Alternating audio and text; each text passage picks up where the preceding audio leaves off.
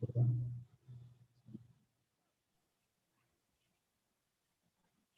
slide.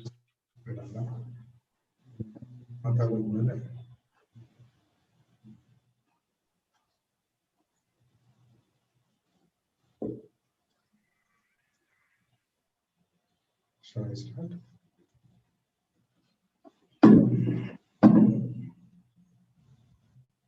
A very good morning to all. Good morning, sir. Good morning, sir. Good morning, sir. Very good morning, sir.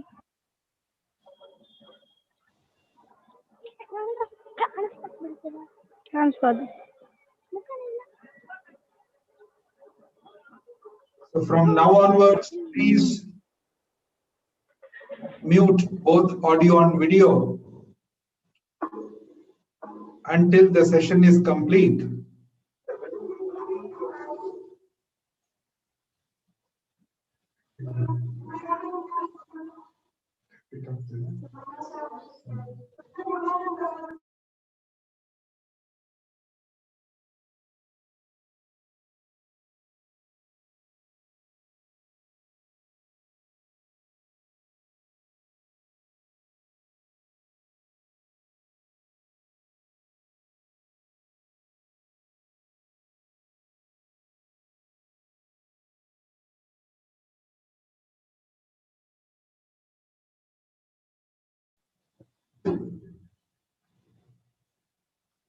Yes, today I am here online with you all to give a talk on biomolecules.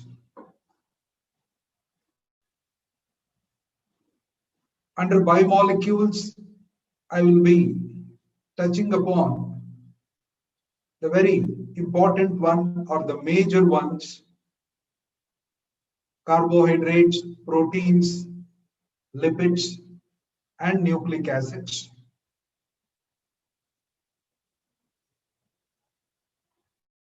In between the session, please do not raise any questions or any queries. You reserve it and put it on the chat box. We will consider it at the end of the talk. After completion of the talk, before we wind up the session, we will go to the questions. Then you can interact with us. An opportunity is there for the participants. So please wait for that until the talk gets over. So now I'll begin my talk on biomolecules.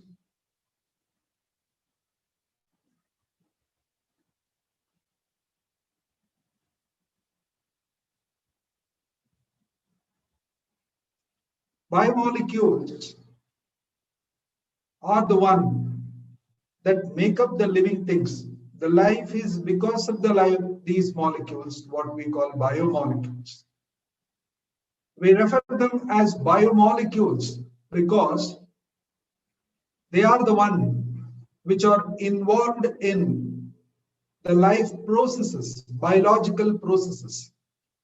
What all biochemical changes, biological processes, biochemical events which are occurring in living systems. So there they are involved. These molecules are there.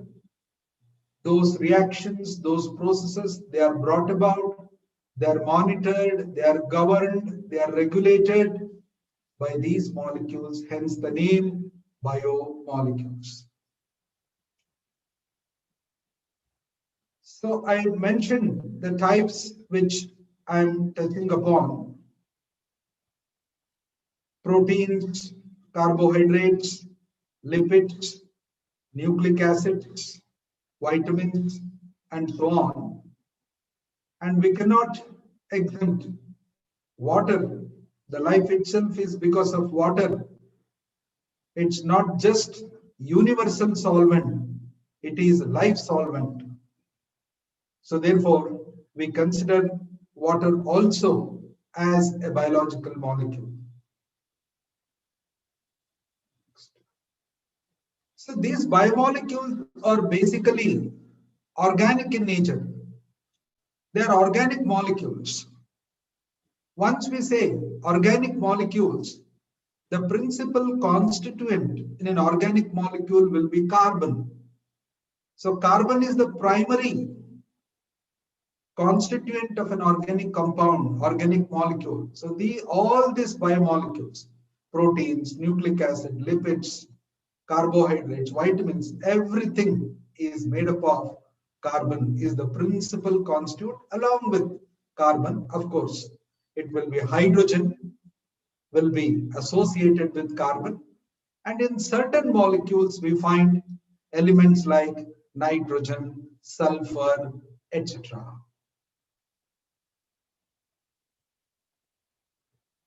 And these biomolecules are macromolecules in the sense they are complex molecules, they are large molecules, they are the proteins, carbohydrates, and other biomolecules. They are not as simple as water. It's not like that H2O.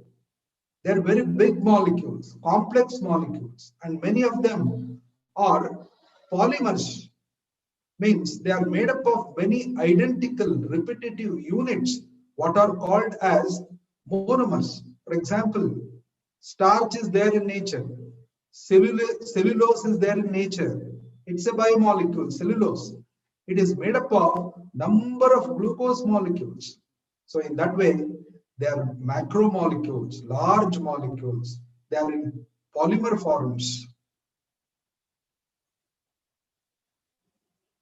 And once we say polymers, and they are formed by most of them by condensation polymerization, means when these polymers they add on, they unite themselves to give a complex molecules, there will be elimination of simpler molecules like water.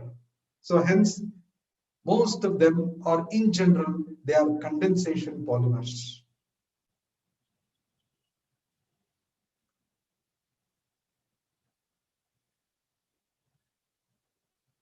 So let's concentrate upon these ones: carbohydrates, lipids, proteins, nucleic acids. You know, these are also dietary constituents. Whatever diet we depend upon, we are in, or we are associated with. So in the diet, in different forms, in various forms, all of this will be there. Mainly carbohydrates, proteins, oils and fats. And there will be vitamins in tracer amounts. And of course, the dietary supplements or the units are composed of the minerals also. In them, first I'm taking upon the carbohydrates. They are widely distributed molecules in both plants and animals, of course, in human beings. They are indispensable for living organisms, serving as skeletal structures in plants. Just now I mentioned about cellulose, that's in plants, chitin in insects or arthropods. They also occur as food reserves in storage organs of plants, like starch in plants, glycogen in animals. They act as reserve food. And they are important source of energy required for various metabolic activities. What all biochemical reactions which occur in our body, there are of two types. These reactions, they are referred to as exergonic reactions and endergonic reactions. Exergonic reactions are those which give energy. In those reactions, energy will be evolved, energy will be liberated. So those biochemical reactions, exergonic reactions, are energy giving. On the other hand, there are endergonic reactions which require energy for that particular reaction to take place, to occur. It occurs only at the expense of energy. So from where energy has to be supplied, it is these molecules, carbohydrates, which are consumed through our diet. They are During digestion, they are brought to simpler forms. For example, starch is broken down to glucose. That glucose is then subjected to oxidation, undergoes biological oxidation, glycolytic pathway, and during glycolysis, it is oxidized to carbon dioxide and water, liberating enormous energy, and that energy is utilized to do work, the mechanical work, as well to drive all those energy requiring reactions, endergonic reactions. So this is the importance of carbohydrates.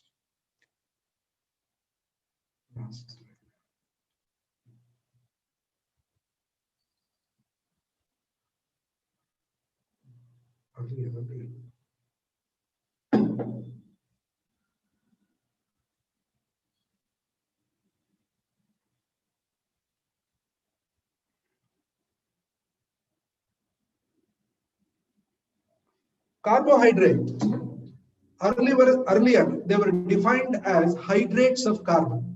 That's the old definition given for carbohydrates. But the modern definition says they are chemically polyhydroxyaldehydes or polyhydroxyketones and their derivatives in the sense.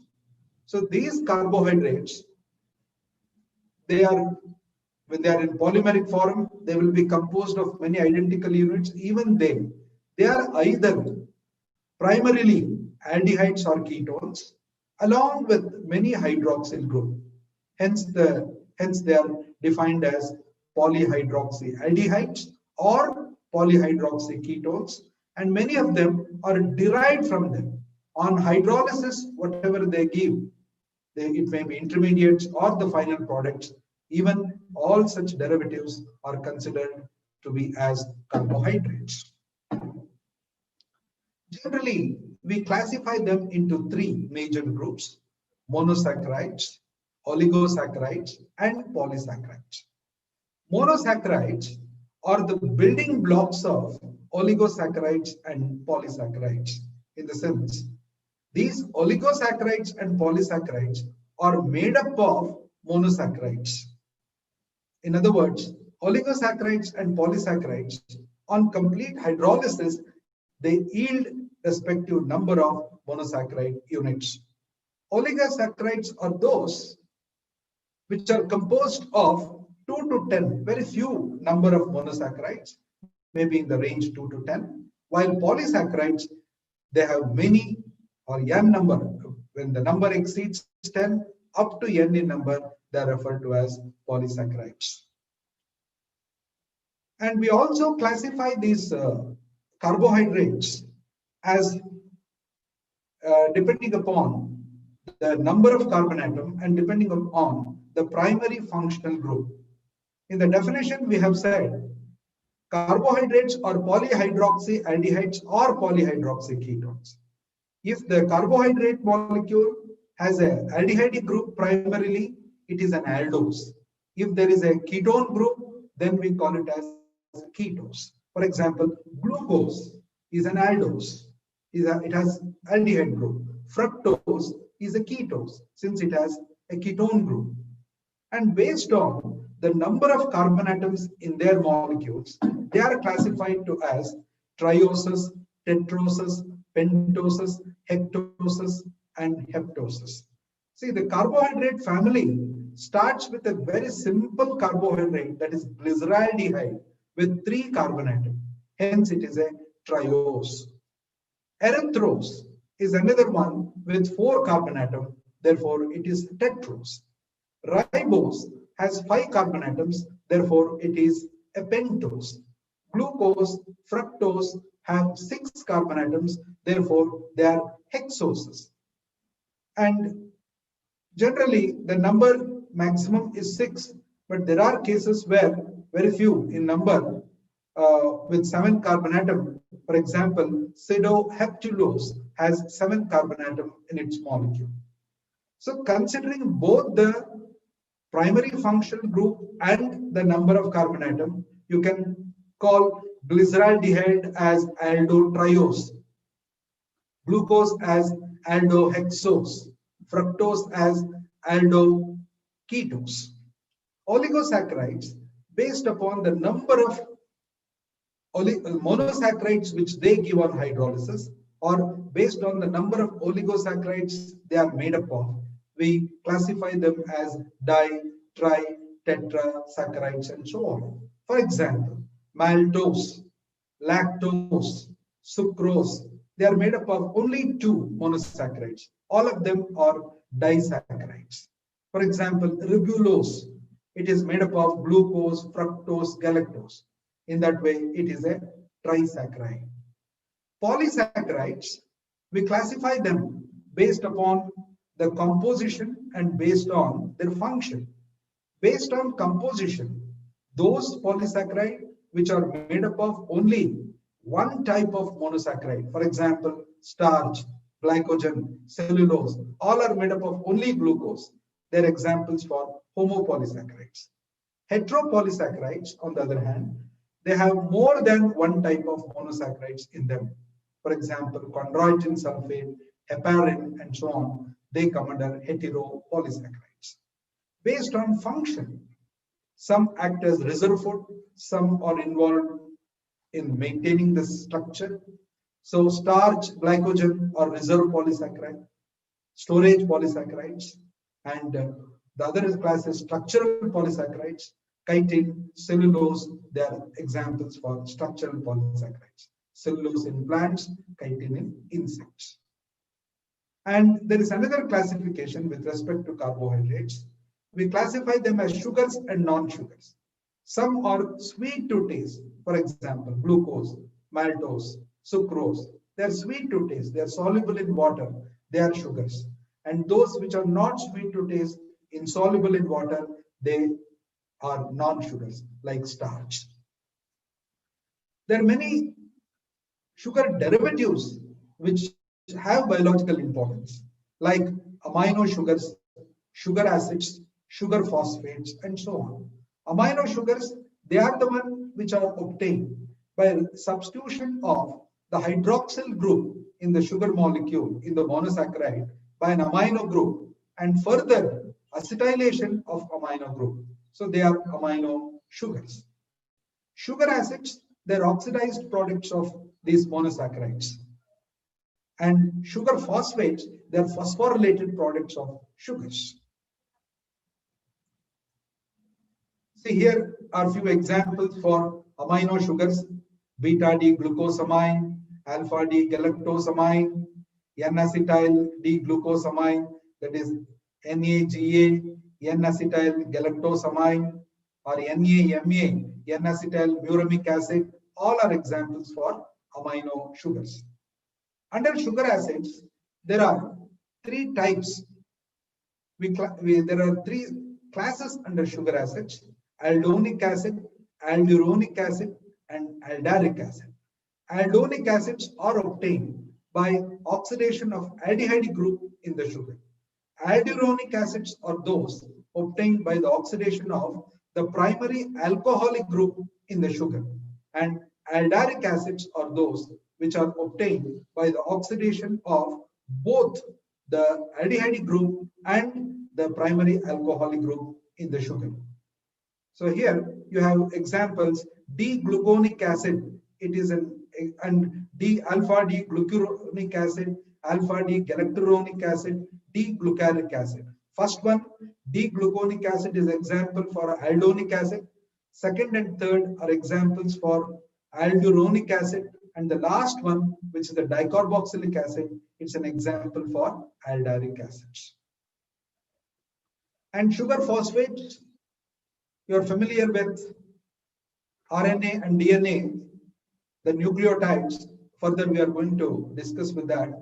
So there, one of the component of the nucleotide is the sugar, phosphorylated sugar. There actually it is ribose, or RNA has ribose and DNA has deoxyribose. This ribose is nothing but a pentose sugar. See, the phosphorylated form is the component of the nucleotide. Alpha D glucose 1-phosphate, glucose 6-phosphate, fructose 1,6-diphosphate, beta D ribose 5-phosphate, beta D deoxyribose phosphate. So this glucose 6-phosphate, first fructose 6-phosphate, they occur as metabolite in the metabolism of the carbohydrate itself. And disaccharides, example is maltose, which is made up of 2 glucose units. And here you have isomaltose, which is made up of 2 glucose units. Cellobiose, which is made up of 2 beta D glucose units. And trehalose is another example, which also has 2 glucose units.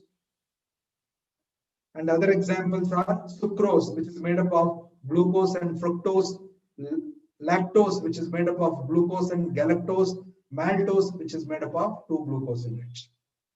For storage polysaccharide, starch is the one present in plants, made up of 2 basic components, amylose and amylopectin. The partial structure of amylose is represented here. You can see it is a linear polymer, straight chain polymer linked by alpha D glucose units with C1 to C4 glycosidic linkage. And this is the partial structure of amylopectin. It is a branched chain polymer. In the straight chain, you find 1,4 glycosidic linkage, and in the branching, you see alpha 1,6 glycosidic linkage. Glycogen structure is similar to that of amylopectin. Inulin is another storage polysaccharide in plants. In leguminous plants, we come across this as storage polysaccharide. This is even in dahlia. We have this inulin as storage polysaccharide. This is a polymer of beta D fructose. Cellulose in plants is a linear polymer made up of beta D glucose units with beta 1,4 glycosidic linkage. And chitin is structural polysaccharide in insects or arthropods. So this is a derivative of sugar. It is N-acetyl glucose amine. So it's made up of N-acetyl glucose amine with C1 to C4 glycosidic linkage. Biological importance: D-glucosamine in chitin, hyaluronic acid, blood group substances like heparin, keratin sulfate in various forms, in acetylated form, sulfonated form, etc. So they have a key role in the organisms, and they occur in beta D. Galactosamine is present in acetylated and other forms in chondroitin sulfate and dermatan sulfate. And another one, D-manosamine, is also found widely distributed. Glucuronic acid, galacturonic acid, gluconic acid also have biological roles, important roles as presented here.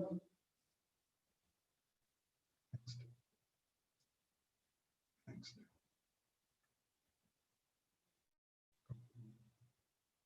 So now we'll move on to protein as biomolecules.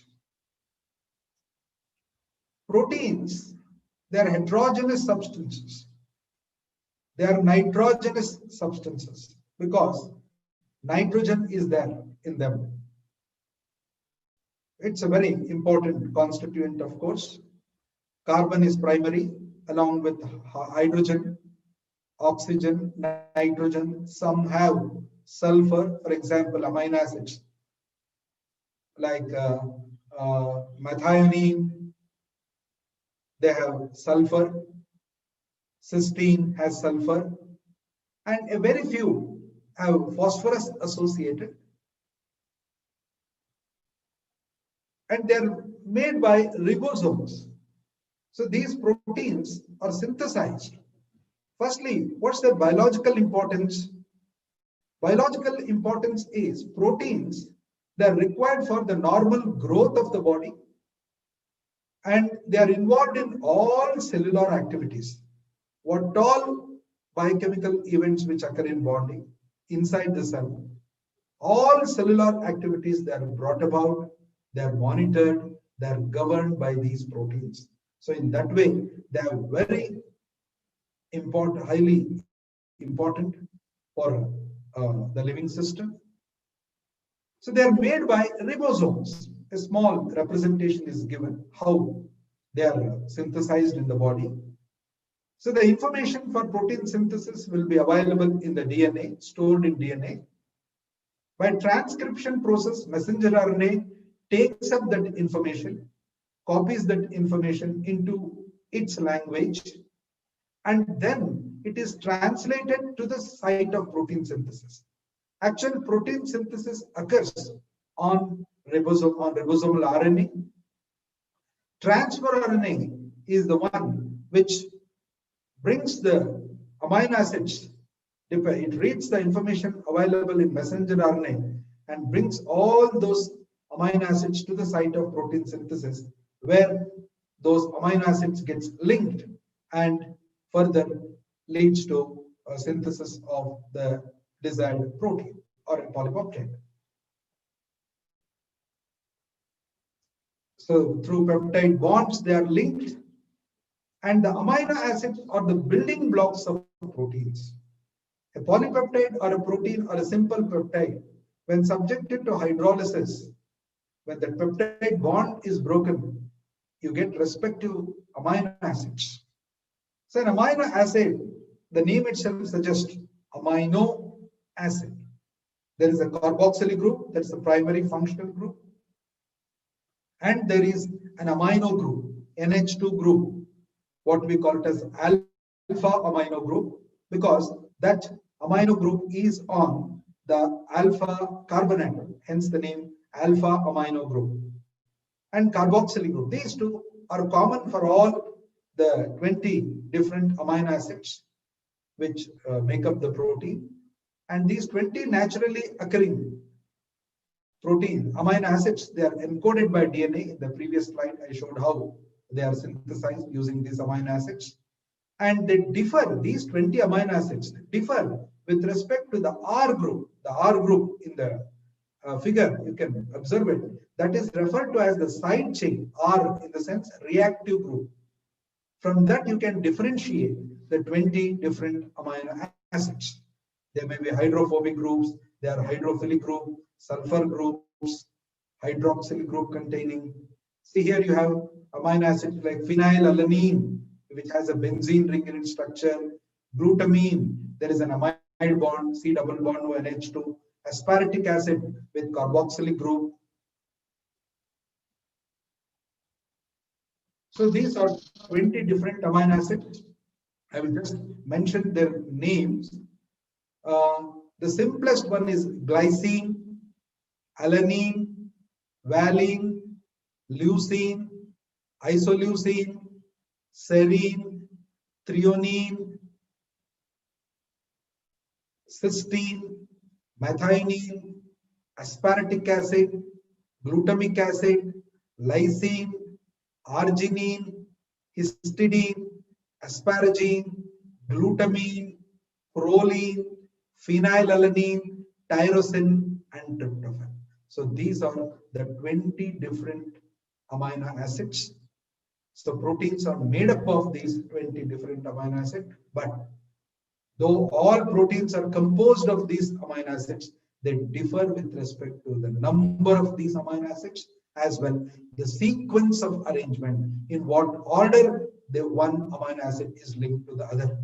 So the orderly arrangement, the sequential order varies from one protein to other, and hence the biological role.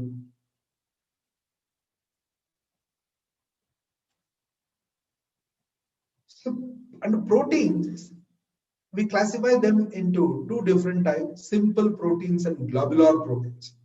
Simple based on composition, and based on shape, you have two types: fibrous proteins and globular proteins. Based on composition, simple, conjugated, and derived proteins. Based on shape or structure, we classify them as fibrous and globular. Fibrous proteins are thread-like structures, while globular proteins are globe-like structures, spherical molecules. And some of them, they are helical structures. So whether they are in folded forms, helical structures, sheet form, or in spherical globular structures, there are many forces which stabilize them to remain in such a form. We'll take up later in the further slides. And it's responsible, the three-dimensional structure is very much responsible for the biological function. So the structure of protein is studied under 4 levels: primary structure, secondary structure, tertiary structure, and quaternary structure.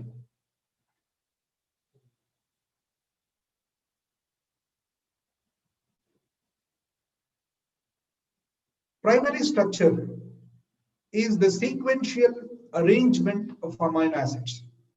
In the diagram, you can see the colored ones: phenylalanine, glutamic acid, tyrosine, serine, isoleucine, methionine, phenylalanine, glutamate. This order is not the same for all proteins. That's very important.